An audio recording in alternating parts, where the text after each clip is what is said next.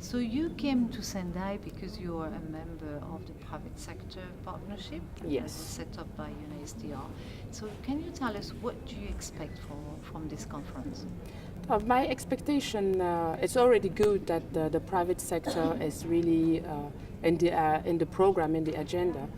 And it means that the private sector also need to deliver. At the end of the day, it's about delivery. We're talking about lives, and we need to keep it in mind. Private sector for business, and also the member states is very important.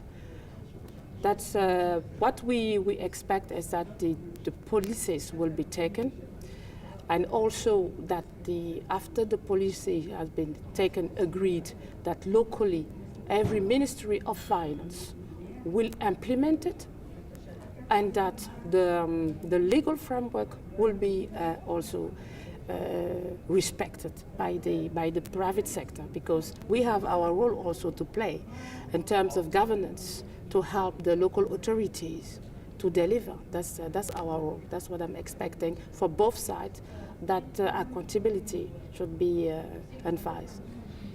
Do you think that there is a special situation in Africa for the private sector and its commitment to resilience?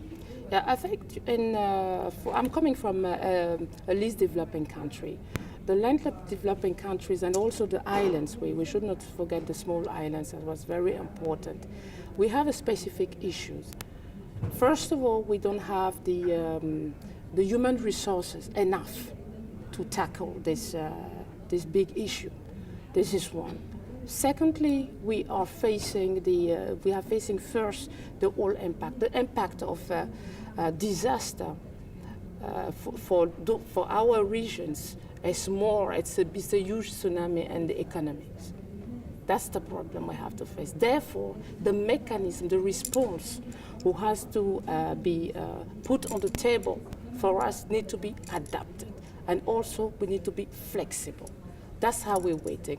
Otherwise, it won't be possible. Okay. So your company is a solar company. Okay. So you install solar. What solar? I'm installing solar power systems for households, and also the standalone means the street lighting, and also the solar lamps that I'm doing, that I design for the rural side. Myself, I'm coming from the rural side. I have been going to school, and at the sunset you don't have any light, and it's very important. And education is key. A few minutes ago, you were asking me what is the importance, but education is really key. We should really put it on the middle, and build on also the knowledge from the ground, the traditional knowledge. The Prime Minister, Mr. Abe, was saying that, and I liked it so much, I recognized myself, and that the oral education, that the transmission from the generation save lives, that they will meet at the top of the hill, and that saves lives. I think that we should really take those concrete examples to implement it also in our places. So dealing with solar energy is not an expensive energy in Africa? So I think thank you for that question, because most of the time people think that solar energy or renewable energy is more expensive than the traditional energy. But traditional energy benefit on incentive. So that solar don't benefit on that. I think that if we get the opportunity, we put the money, the grants needs, for instance. Let me give you a short example for the solar lamps that I'm doing, which is help reducing the indoor pollution. I will give you also a figure: 4.3 million people dying every year for indoor pollution. And we do have the solutions. The solar lanterns, for instance, the Marmalade solar lamp that I'm doing, if we have the grant, the necessary grants, which is got 10 cents per day, after 10 months or 12 months, that little girl or the women owns the lamp and will be healthy. It's very important that at the early age their lungs don't get poisoned. It's our duties, really. I was thinking about it's human rights. The solutions are there. It's a matter of implementing it. It's a matter of policy.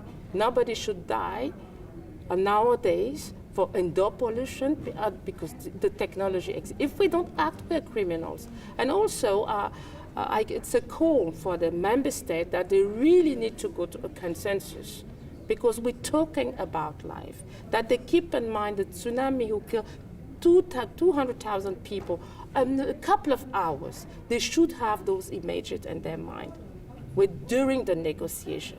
If it's difficult, just if they can have that flash of the image, I think they will go for the right decision and very quick.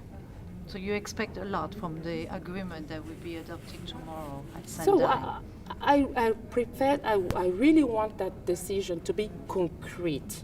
Let's talk more action. And the private sector is here, is committed to help on the ground. Everybody is committed.